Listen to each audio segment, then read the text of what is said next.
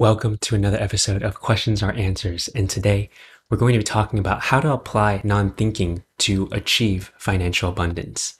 This is a question I got from a reader from the book, and so if you guys ever have any questions, definitely email me, go to my website, which is josephwin.org. It should be linked in the comments below, and you can submit your question below so that I can make more episodes like these answering all and any of your questions that you may have.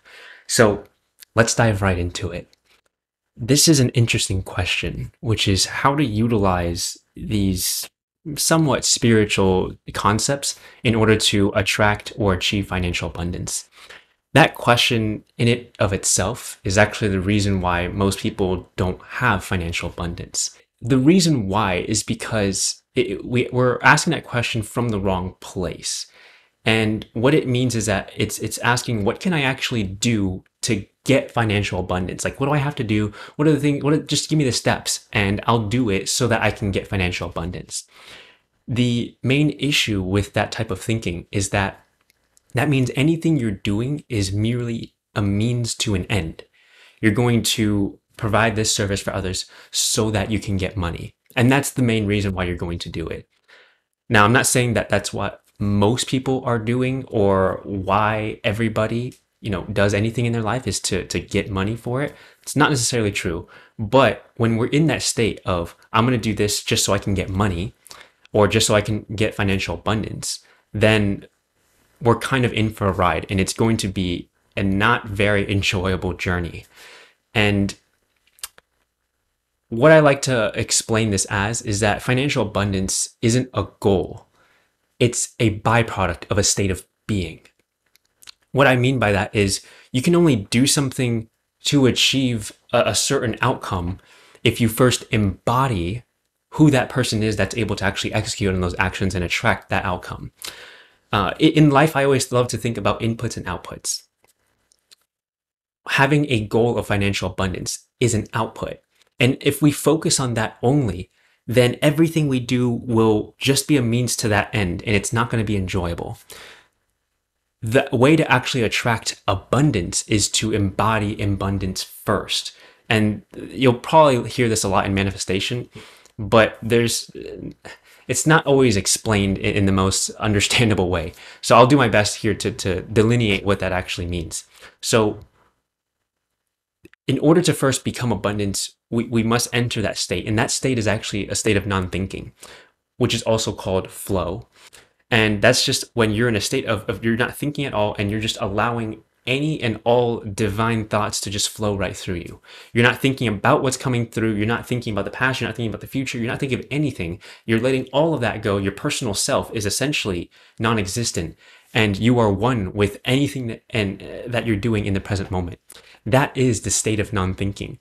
And when you're in that state, that is a state of abundance because in the present moment is when you're in the unknown. You don't know what's going to happen next. You're fully engrossed in what you're doing. And there is pure connection and oneness with what you're doing, who you are, and the thing that you're actually doing. This is when they say that the dancer and the dance can't be separated. They are one. The actual music that's being played and the musician are one. They can't be separated. The baker and what's actually being baked are one. That is a state of oneness. And that is a state of abundance because when we're fully engrossed in what we're doing, we're in a state of non-thinking, which is also a state of pure unconditional love. And love is abundant naturally. And when we're in that state, that is when we start to attract abundance. Like attracts like. So when we're in that state of pure love, we start to attract a lot more things that are love. And so that's when money will also be attracted to you. Just think about a lot of the people in your life, or even people that are famous or that you look up to, or leaders that are in a state of love, and you know that they are. It is really difficult not to be attracted to a leader or a person or an entity that is exuding pure unconditional love. You just are, and money will follow that too. Money is just another object or resource in the universe that is attracted to abundance, right? The more of one thing that there is, the more it is also attracted to it. Just like gravity, that's another law of the universe. So the more dense something is, the more concentration of mass there is at a certain area, the more things are attracted to it. That's gravity. So you want to apply these concepts to all of your life. The way to actually do that is to first understand that financial abundance is a goal. And you don't really want to focus on that, although you can have it in the back of your mind, but that's not why you're doing things. You're not doing it so you can get something out of it. That's just like as if one of the best chefs in the world, as if they only liked the finished meal or dish and they didn't enjoy cooking itself. That's just not going to happen. Becoming one of the best chefs in the world is a byproduct of loving cooking so much and creating new recipes and just crafting beautiful dishes. So them rising to the top and attracting abundance is a byproduct of the love of their craft and fully being present in the moment and engrossed in what they're doing. That's the same. So focusing only on another example of this is focusing only on financial abundance in a goal like that is kind of like as if you went to the movie and only wanted to see the end of the movie. Nobody goes to the movies to just see the ending of the movie. They love the movie because of the beginning, middle, and end of it throughout the whole entire journey. If there's no journey, there's no enjoyment, there's no fun, there's no connection there. So thinking of just money alone or financial abundance alone strips away all of the love in that present moment and throughout the journey of actually trying to achieve it. And interestingly enough, when you focus only on the money and trying to attract it, you actually attract less and less of it because we're coming from that state of desperation and not inspiration. Again, if you come from that state of pure abundance, non-thinking, state of flow, pure love, then you're in a state of inspiration and you're inspired to create something. So financial abundance is a byproduct of you loving doing something so much that you are fully engrossed in it, and we're in that state of unconditional love.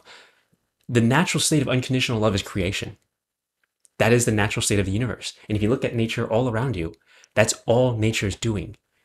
Embodying pure love and just constantly creating. And that's what we are meant to do as well. We just block ourselves off from that source that we know that we already are and are connected to. So when we create, again, money is a byproduct of creating something that has inherent value or is helpful to someone else. So when you just focus on yourself and creating from that state of pure love for no other reason than just loving that thing so much, you will invent something that no one has ever seen before.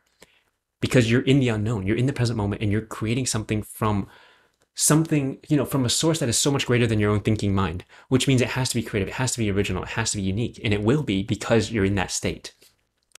You're in that state of pure possibility, and that's why the greatest inventions and innovations in the world come from that state of just non-thinking, of pure flow, of not constantly just trying to analyze, criticize, and logically rationalize through a lot of these things, but to stay in the present moment and to be open to all and any of the possibilities that could be there, which are inherently infinite.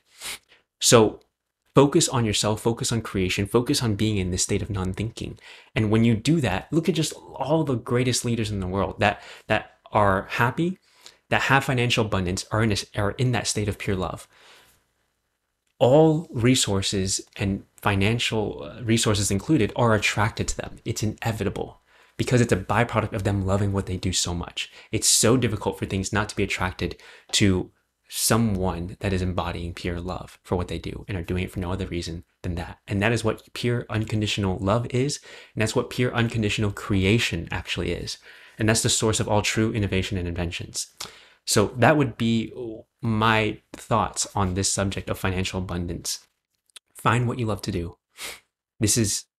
It sounds like just outdated or kind of like cliche, but it's really not, if you understand the meaning and intention behind what the words are, which is finding what you love to do and fully throwing yourself into that for no other reason other than you loving it so much that you can't help but to create something new, something beautiful, something marvelous, something interesting. And when you constantly do that every single day, it's going to be impossible that you don't attract financial abundance. So find something you love, understand what being in a state of non-thinking actually is, become okay with being in the unknown, being okay with being uncertain, being okay with not knowing what the future might hold for you if you do this, being okay with being criticized. Once, to the degree that you are okay with being judged, with being criticized, to the degree that you're okay with feeling a little bit uncomfortable and a little bit fearful, which is completely fine, that's the degree in which you will attract financial abundance.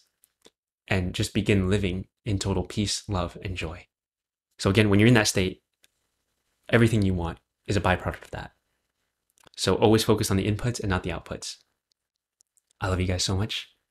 I hope to see you in the next one. And again, if you have any other questions, email me at my website, josephnguyen.org, JOSEPHNGUYEN.org, and then click the contact me button. And I'd love to hear any and all of your questions so that we can continue to explore some of these ideas together and begin to just embody and to spread and emanate more unconditional love in the world.